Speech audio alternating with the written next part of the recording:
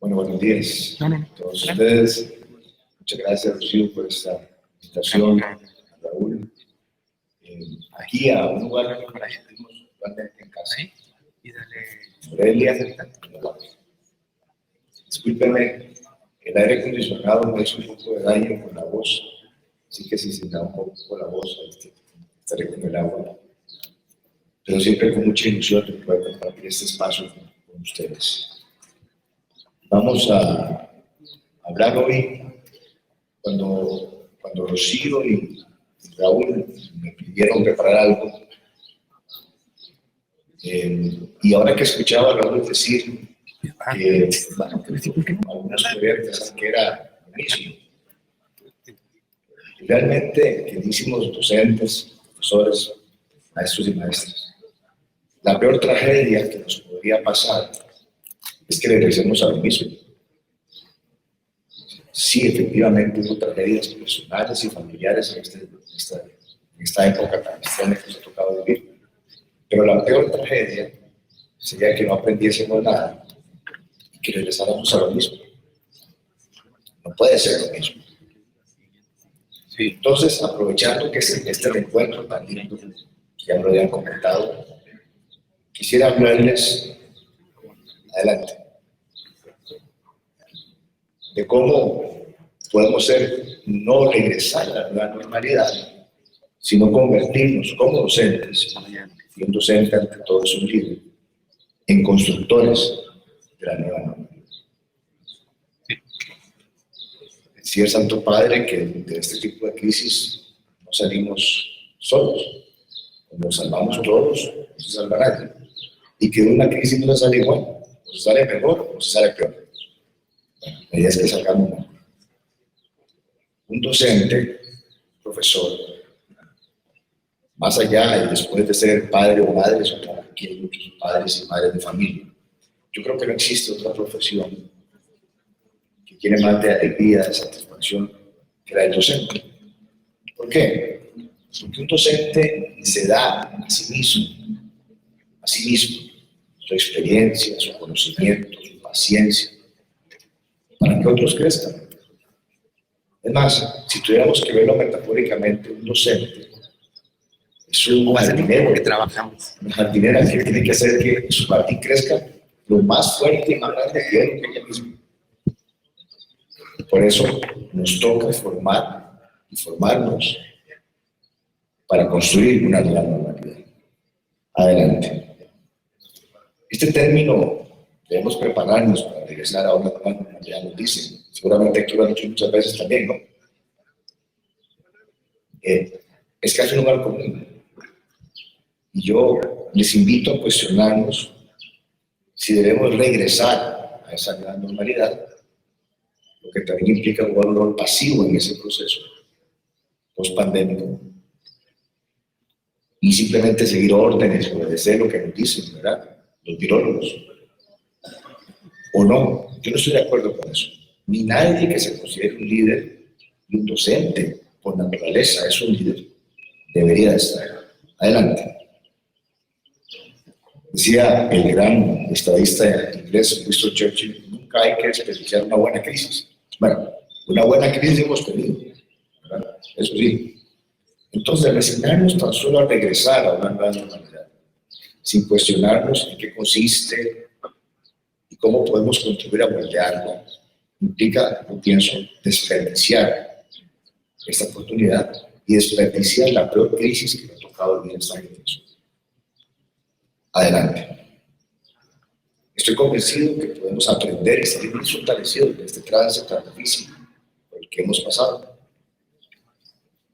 Pero para ello, queridísimos docentes, maestros y maestras, no podemos ser espectadores de la tragedia, simplemente.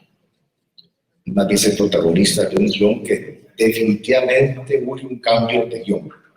Esta obra, un cambio de guión. Vean ustedes, América Latina contribuye con el 8% de la población mundial, pero lamentablemente contribuyó con casi un cuarto de las muertes registradas por el COVID-19 en el mundo. Algo no estamos haciendo bien. Entonces nos toca asumir ese rol de constructores. Y sobre todo a quien forma, le toca enseñarle a otros a ser constructores. Ya lo decía Raúl, a partir del lenguaje de la cabeza, de las manos y del corazón. Y al hacerlo hay que comprender que, como indica el Papa Francisco, todo está interconectado. Y aquí me detengo en una parábola. La parábola del ratón, que esto no es texto bíblico, así que no le voy a dar ninguna cita bíblica. La parábola dice así: había una vez un ratón muy contento porque vio que el dueño de la granja, el dueño del rancho, llegó con una caja muy grande. Él se imaginaba un pastel o queso, quizá. Cuando lo abrió, lo que se dio cuenta es que el dueño de la granja lo que traía era una ratonera. El ratón se metió en su madriguera y se fue corriendo a decirle a la gallina: tenemos que hacer algo. El patrón vino pero con una ratonera. Y lo que le dijo la gallina fue: bueno, a mí no me falta nada, pero a ti te recomiendo que te cuides. No salgas de tu madriguera hasta que se le pase el enojo al jefe. Está muy decepcionado, se fue a hablarle al cordero. Y el cordero le dijo: pues a eso no me falta en nada, pero voy a tenerte, si veo que la instalan, yo te aviso dónde está. También quedó muy decepcionado y se fue a hablarle entonces a la vaca. Y la vaca lo que le dijo es: pero eso a mí realmente no me importa. Bueno, el ratón que hizo, obviamente, se fue a meter a su madriguera y se quedó toda la noche. Y en la noche un día esperando, él se asomó y se dio cuenta cómo la esposa del granjero escuchó un ruido, fue a donde estaba la ratonera había cazado una serpiente. Cuando la señora se agachó, la picó y cayó enferma. Estuvo varias semanas en el hospital. Y cuando la trajeron de vuelta, le dijo el doctor: mire, su esposa ya está mejor, pero muy débil. Le recomiendo alimentarla bien. Y aquí, en México, en Costa Rica y en todas partes, cuando estamos enfermos, ¿qué nos dan? Bueno, hasta ahí llegó la gallina. Bueno, pero la señora no, los familiares, en Costa Rica y en México también, cuando tenemos a alguien enfermo, ¿qué hacemos? Lo visitamos. Y el Señor estaba preparado. Así que hizo unas carnitas con el cordero para poder atender a sus familiares. Y hasta ahí llegó el cordero. Lamentablemente la señora murió, no resistió, pero el Señor no tenía suficiente dinero para ese peleo. Así que entregó la vaca al matadero para toda la financiación. No me importa, no es conmigo. El Santo Padre dice que está todo interconectado. La primera gran lección que debe darnos la pandemia es que no podemos ser indiferentes. Nunca. Entonces, adelante. En este proceso del que nadie está excluido, de construcción de una nueva normalidad, nos encontramos con al menos, probablemente tengamos más. Yo pienso que son al menos 4 encrucijadas. ¿De qué camino tomamos? Ahora que depende de regresar a lo que teníamos antes. Lo podemos empeorar, ¿cómo no? Tenemos el talento para hacer las cosas así, o lo podemos mejorar. Y nadie está más capacitado para mejorar eso que un docente. Adelante. Bueno, estos son algunos datos que les voy a presentar, vienen del informe del Latinobarómetro digital. Adelante. La primera encrucijada, nuestro modelo de desarrollo. Y les hablo de estos temas macro porque los niños y las niñas, los muchachos que ustedes forman, muy pronto van a tener que tomar decisiones sobre estos temas. Y más vale que lo aprendan desde acá. Debemos cuestionarnos si queremos regresar a un modelo de desarrollo en el que equivale el egoísmo, o construir lo que tenga como faro la solidaridad. Adelante.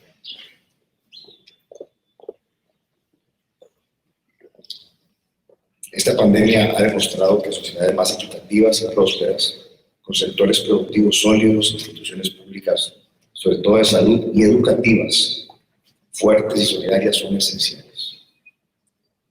Los países que no han resistido, sistemas de salud y educativos fuertes. Los que les ha ido peor, sistemas de salud y educativos débiles. Igualmente ha dejado claro que el mayor factor de riesgo ante la pandemia, que dicen los docentes, no es ni la obesidad, ni la hipertensión, ni el asma, ni la diabetes, es la pobreza. Ciertamente el confinamiento, el teletrabajo, no es opción para quien no tiene casa, para quien no tiene trabajo, para quien no tiene internet. Adelante. Y ni qué decir de los migrantes, quienes salen de otro país. Recuerdo la frase de uno que entrevistaron en la frontera entre Costa Rica y Nicaragua, que decía, cuando le preguntaron, no teme contagiarse en la frontera de ilegal. Y él decía, bueno, enfermarse es una posibilidad, pero el hambre es una certeza. También los efectos globales y acelerados de la actual pandemia deberían servir de ejemplo para cambiar hábitos de consumo y tomarnos en serio las consecuencias del calentamiento global y el deterioro del medio ambiente. Y aquí la conciencia se genera desde pequeños. Dice el Santo Padre, Dios perdona siempre, nosotros perdonamos algunas veces, pero la naturaleza, cuando viene maltratando, perdona. Entonces, esta crisis nos debe marcar construir solidaridad, es preservar la vida. Adelante. ¿Pero qué está pasando? No sé si los datos se ven bien o no. Pues los comento. El primer gráfico dice en América Latina cuánta gente dice que le alcanza lo que gana para vivir. La mitad dice que no le alcanza. El segundo gráfico dice que si tiene suficiente para alimentarse. En América Latina el 30% dice que sí tiene. O sea, el 70% no tiene suficiente. Los datos de México y Costa Rica están ahí. En el caso de México es un 26% que dice que sí tiene. Pero el resto dice que no le alcanza para alimentarse. Adelante. Aquí tenemos a la pregunta cuán justa es la distribución de la riqueza en América Latina. Bueno, el 76% dice que es injusta. Y cuando les preguntan a la gente cuáles son las peores desigualdades, bueno,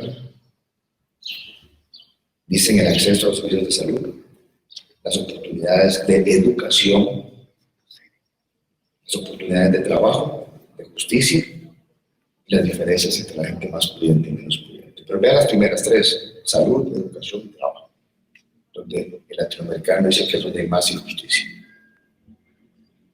Entonces, la pregunta es si estamos o no estamos generando un modelo más solidario. Y repito, la peor tragedia es lo peor que teníamos antes. Adelante. Y aquí está la peor de todas, que es cuando le preguntamos a la gente si está dispuesto a conocer. La pregunta es muy sencilla: si usted conoce gente en otro país, ¿estaría dispuesto a irse a mirar? Bueno, casi un 30% de los latinoamericanos dicen que sí, en el caso de México es un 20%. A ver, todo está muy bien, pero un país triunfa o fracasa cuando estamos dispuestos a dejar familia, cultura, amigos, idioma, e irnos para otro lado. Si no somos capaces de entender nuestra gente y sobre todo nuestro talento, entonces fracasamos como país. Esto es una cosa que estaba pasando antes de la pandemia y que no ha cambiado mucho, y eso tenemos que cambiar. Si no, no aprendimos nada de la pandemia. Y ustedes dirán, bueno, yo no soy gobernador ni senador, no. Esto nos toca cambiarlo desde los muchachos que están formando. Ya cuando llegan al senador y al gobernador es muy tarde, es desde ahora. Segunda, adelante. Segunda inclusión, el sistema político democrático. Debemos decidir si queremos regresar a sistemas políticos democráticos desgastados, inoperantes, poco transparentes, o queremos construir democracias más robustas, eficientes y generadoras de mayor confianza en la ciudadanía. Adelante. Enfrentar los efectos de la pandemia en países con sistemas políticos anquilosados e ineficientes no puede convertirse en justificación importante para limitar la democracia. Hay algunos líderes políticos de la de nombres que han utilizado la pandemia para limitar la democracia. Como dice el gran teórico de la democracia, Alexis de Tocqueville, los problemas de la democracia se resuelven con más democracia, no con menos. Vamos a ver qué quisiéramos tener. ¿Cuál es nuestra lista al Niño Dios? Nuestra lista de los Reyes Magos. Un poder ejecutivo eficaz, claro en cuanto a propuestas, ejecución y manejo de la información. Poderes legislativos y judiciales autónomos y responsables, pero con un agudo sentido de oportunidad y urgencia. Y medios de comunicación críticos, independientes y profundos, conscientes de su labor como informadores y pedagogos. Son básicos. Los tenemos. De nuevo, esto también tiene que cambiar, pero la materia prima la tenemos en nuestros salones de clase. Adelante. La pandemia no solo nos debería haber enseñado el valor de contar con un sistema político funcional, sino la importancia de contar siempre con un electorado consciente y maduro. Consciente. A quien mejor le va, o a quien peor le va, con un buen gobierno, un mal gobierno, es a la gente más joven. Eso es así. Y lamentablemente también es la más fácil de manipular. Y nosotros formamos líderes de gobierno que tienen influencia sobre otros. Eso es fundamental, que desde pequeños exprese su opinión con profundidad, con criticidad. Y nunca antes fue tan cierto aquello de que el ciudadano que menos se equivoca al escoger a sus gobernantes es aquel que vota anticipando una gran crisis. Si usted no se quiere equivocar al votar, imagínese que viene una gran crisis. Puede ser que me caiga medio gordo, pero si este es más capaz, por ahí no voy. Se han quedado muy demostrado, ¿verdad? Los países con gobernantes más capaces son los que han logrado sacar adelante. Los que han dado por otras razones, pues, lamentablemente no ha sido otro. Adelante. ¿Qué está pasando en América Latina? El 57% dice que ha aumentado la corrupción a nivel político, un 50% en México. ¿Quiénes dicen que son los más corruptos? El presidente, los funcionarios, los parlamentarios, la policía, los jueces, los gobiernos locales. Y nosotros le decimos, sí, sí, sí. Pero ¿de dónde vinieron entonces? Queridísimos maestros, maestras, los políticos no son seres que vinieron de Marte, un platillo volador y de repente llegaron al Congreso. Se quedaron en nuestras familias, jugaron en nuestros bancos, fueron a nuestras escuelas, colegios y universidades.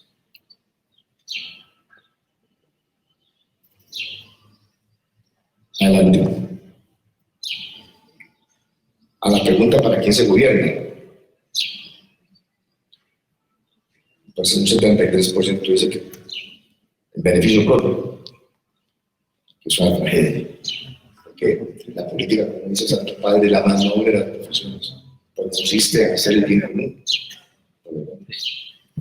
Gobernar el beneficio propio es traicionar esa tradición. Y cuando preguntamos la confianza en las instituciones, me disculpan que no se ve muy bien, pero las que menos confianza generan, los partidos políticos, el Congreso, el Poder Judicial, el gobierno, la institución electoral, el presidente. Adelante. Esto que ven ustedes, la primera gráfica, es el apoyo a la democracia. Nos ha costado mucho, El 49% de América Latina dice que confía en la democracia. Y ese dato está muy bien. No apoya la democracia. Pero si vemos las demás gráficas, la roja, la verde y la morada, esa es la gente que dice, a mí me da lo mismo. Yo prefiero un régimen autoritario como Venezuela, o ni siquiera contesto. Y es la otra mitad. O sea, estamos viendo que sí, la mitad apoya, pero la otra mitad dice que no le importa. ¿Y por qué no le importa? La siguiente gráfica es la satisfacción por la democracia. Un 70% dice que no está satisfecho con los resultados. Entonces, dicen, no, es que promete minuto. ¿Y cuánto cuestionamos esas promesas? Nos quedamos tranquilos con que nos digan lo que queremos. El gran líder de la revolución, independientemente de su ideología, muy pragmático, Deng Xiaoping, de China, decía, no importa que el gato sea blanco o sea negro, mientras cace ratones es un buen gato. Bueno, aquí en América Latina nuestros políticos, algunos son blancos y otros son negros, pero muchos no están cazando nada. La democracia busca resultados. Y eso se hace aquí también. Gobiernos estudiantiles, presidentes de aula, responsables. Adelante. Siguiente gráfico es muy interesante. Es que tengo que hablar con números, ¿verdad? Porque podemos hablar muy bonito de lo que hay que hacer, pero luego nos damos cuenta que la realidad es otra cosa. La primera gráfica es el apoyo a la democracia por el nivel educativo de la población. Vean qué interesante. El amarillo es básica, el verde es secundaria y el azul es superior. La indiferencia es menor a mayor nivel educativo de la persona. El autoritarismo también es menor a mayor nivel educativo de la persona. Y el apoyo a la democracia es mayor a mayor nivel educativo de la persona. Si nos movemos al otro gráfico, sobre todo lo que dice ahí es que los muchachos más jóvenes son los más indiferentes, son los que apoyan más al autoritarismo y conforme crece la edad, la gente apoya más la democracia. Entonces, la conclusión clarísima para mí y para todos ustedes. Educar a los jóvenes es la mejor manera de proteger la democracia. Educar a los jóvenes es la mejor manera de proteger la democracia. A mayor nivel educativo, más apoyo a la democracia, más conciencia. Adelante. Tercera inclusión. Si estuviéramos en un colegio, en una preparatoria, en una universidad normal, pues probablemente se me verían bastante extraños incluso los de la familia. Pero en una institución católica hay que hablar de los jóvenes. Y debemos preguntarnos si queremos regresar a familias cada vez más desintegradas, disfuncionales, o construir familias integradas y funcionales. Aquí nos interpelamos nosotros mismos, interpelamos también a las familias de nuestros estudiantes. Adelante.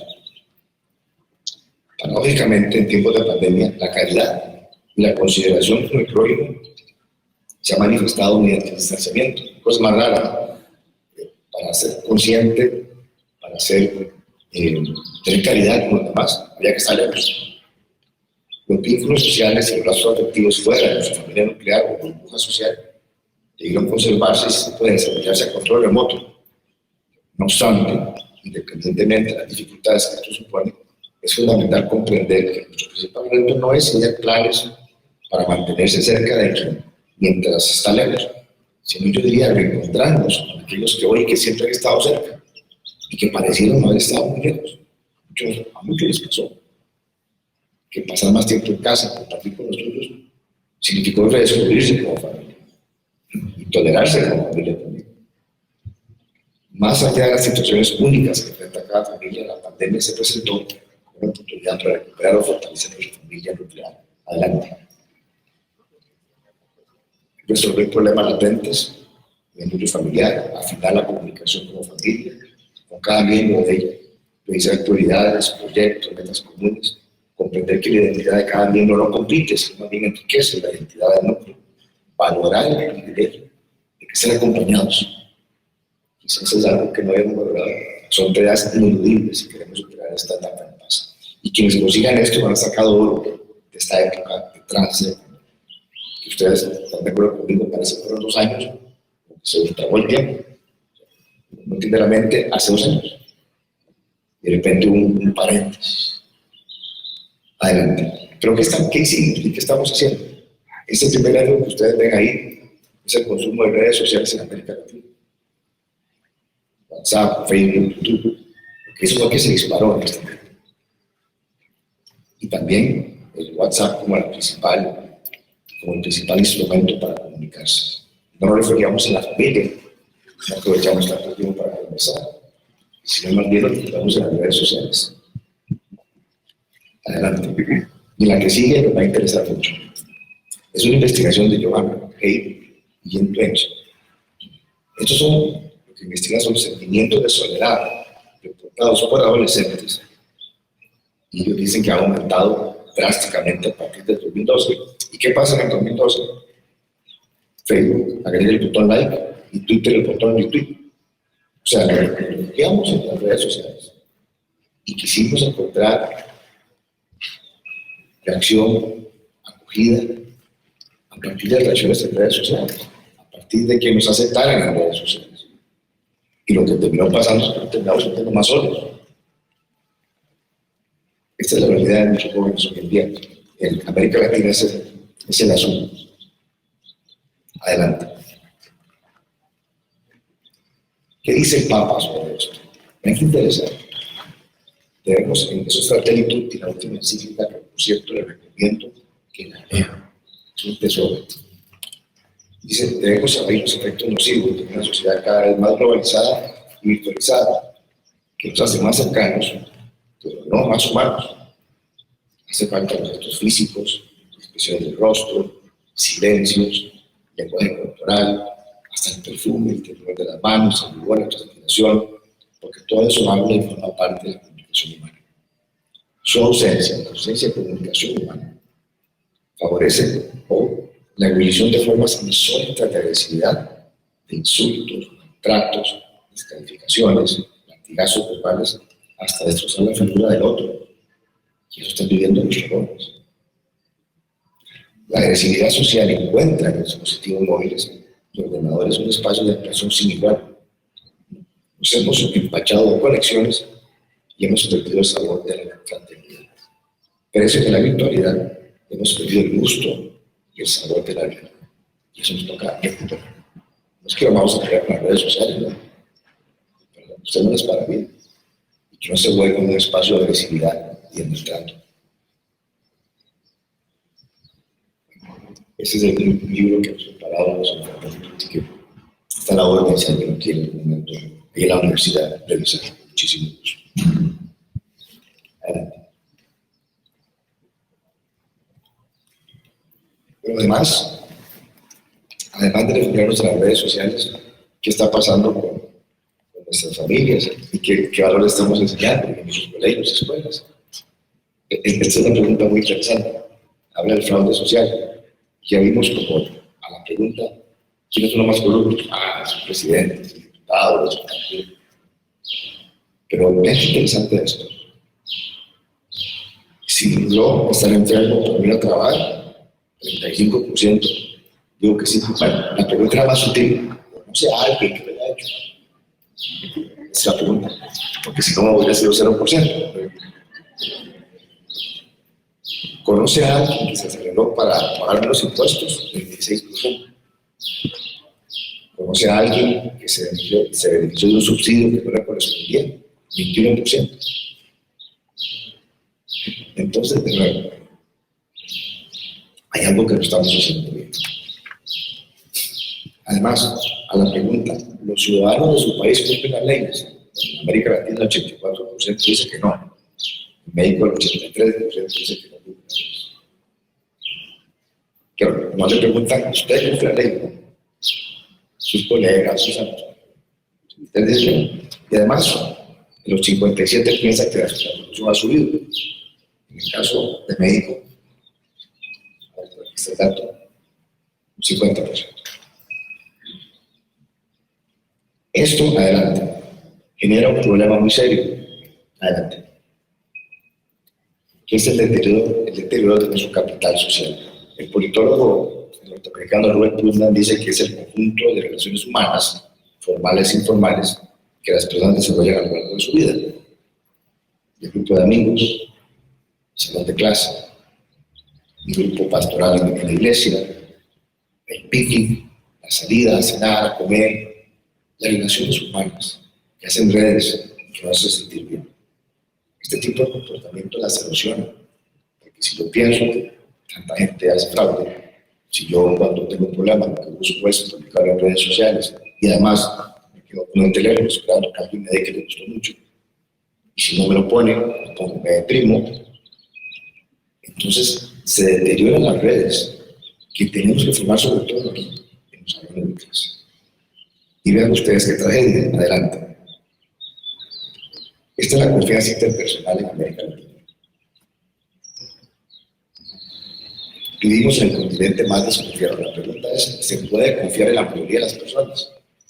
Aquí en América Latina decimos solo el 12% decimos que sí. En el caso de México es el 18%. Nosotros estamos malísimos, el 10% de Costa Rica. ¿Cómo vamos a construir mejores colegios, mejores sistemas de salud, mejores partidos políticos, mejores sistemas educativos, si no confiamos en nosotros? Bueno, cuando confiamos en nosotros, tenemos que hacer algo. Y vean qué interesante. Hablamos mucho de los países escandinavos, nórdicos. Allá el nivel de confianza es del 70% entre las personas. Entonces, si yo confío en 7 de cada 10 personas, yo me animo a construir juntos. Pero si yo confío en el caso de México, en el caso de Costa Rica, es un 1 de cada 10. México es casi 2 de cada 10. ¿Cómo construir si no confío? Y no confío porque no confío en los valores que están ahí. Y eso es lo que hacemos nosotros. Los muchachos pueden ir a cualquier centro educativo que quieran, pero si vienen acá, igual. Si van allá, a la Universidad Católica de Costa Rica, de nuestras primarias y secundarias, es porque ellos saben que tendrán, además de excelencia académica, sentido de misión y valores. Es lo que hace contra mí. Y esos valores se evalúan todos los días. Adelante. Y vamos con la última, la espiritualidad.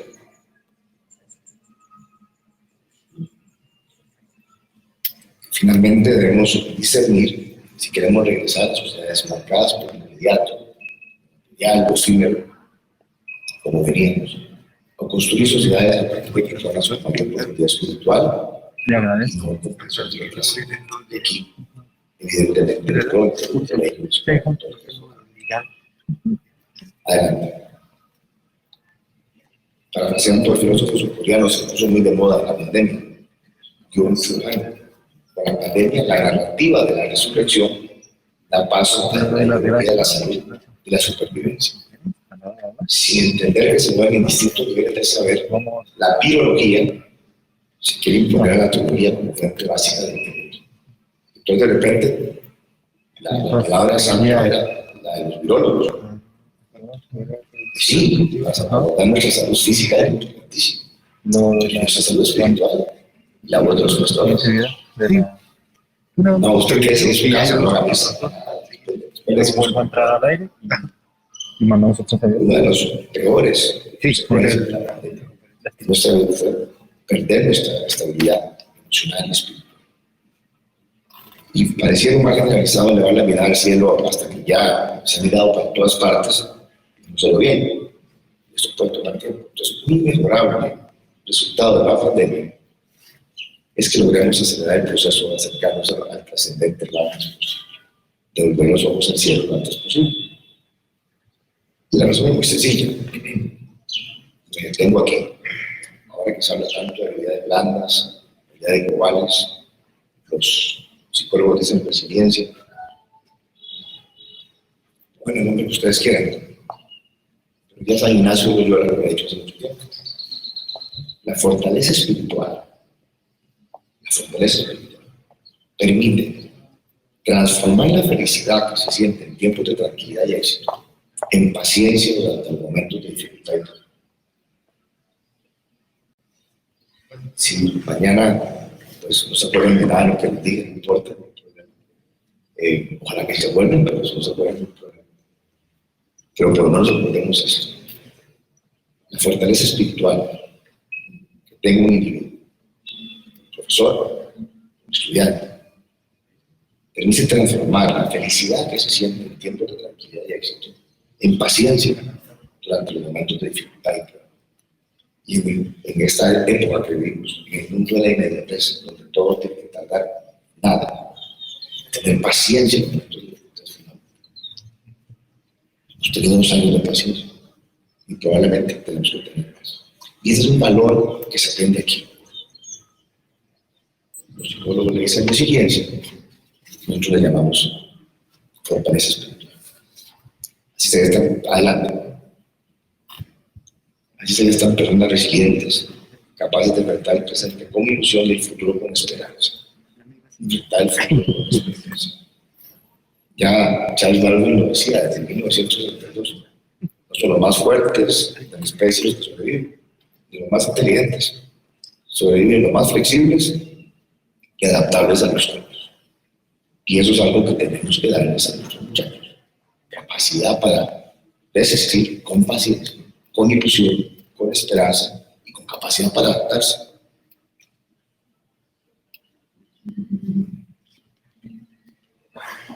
Y aprender a perder constantemente. Si la pandemia ha logrado enseñarnos eso, aunque sea la brava, porque aquí nadie ha querido aprender esto de buena gana, habremos transitado un tiempo de preparación muy provechoso, similar al largo que se pueda, para que dé más y mejores frutos. Adelante. Y aquí los datos son más bien positivos. Cuando le preguntan a los latinoamericanos cuál es la institución en que más confían, con sus problemas, con sus contradicciones, como toda institución humana, la Iglesia, un 61%, es la Iglesia Católica, una institución que genera más confianza entre los latinoamericanos. En el caso de México, donde anda 53%. Realmente, por eso cuando les piden a los pastores no pronunciarse sobre temas sociales, están cometiendo el peor de los errores, porque es a quien más escuchan y con más atención nuestra televisión. Adelante. Entonces, aquí me disculpa, pero a mí me encanta una falta. Dice ella que a mí lo que me preocupa es cómo bajar el índice de egoísmo, el índice de diferencia. Yo creo que es lo que tenemos que hacer. Volvemos a la parábola del ratón. ¿Cómo bajamos el índice de egoísmo y diferencia? Formando mejores personas que se conviertan en nosotros mejores personas. Desde los valores humanos, cristianos, que se enseñan en estas áreas. Y me encanta la figura del girasol. De hecho, ya vamos a mandar a sacar girasoles en la universidad y para ustedes solamente. Porque el girasol tiene una particularidad, aparte que es precioso. Busca el sol. Busca el sol. Busca el trascendente. Lo que pasa en un día nublado con el girasol que sabe. El girasol busca el sol. Pero cuando el día está nublado, ¿qué hace eso? Se usan entre sí. Es lo que tenemos que hacer. Busquemos a Dios y busquemos a prueba. Que estamos juntos. Dice el Papa, con la pandemia del COVID-19 queda claro que nadie se salva solo. Únicamente es posible salvarnos juntos. Adelante. Y yo creo que no podemos desperdiciar la crisis que enfrentamos, que estamos terminando de enfrentar, conformándonos solo con regresar. Regresar es no hacer nada, simplemente ser pasivos. Un líder, un educador, no puede ser pasivo, y menos con retroceder a lo que teníamos antes o algo peor. Adelante. Y el mensaje del Santo Padre a las Naciones Unidas el 25 de septiembre del 2020 decía: de una crisis no se sale muy igual, o salimos mejores o salimos peores. Por ello, en esta coyuntura crítica, nuestro deber es repensar el futuro de nuestra casa común y proyecto común. Espero que salgamos mejores de este mundo. Ahí le estaba hablando a los embajadores ante las Naciones Unidas. Les estaba hablando a todos. Cada uno en su espacio, lo que le toca. Estamos construyendo algo mejor.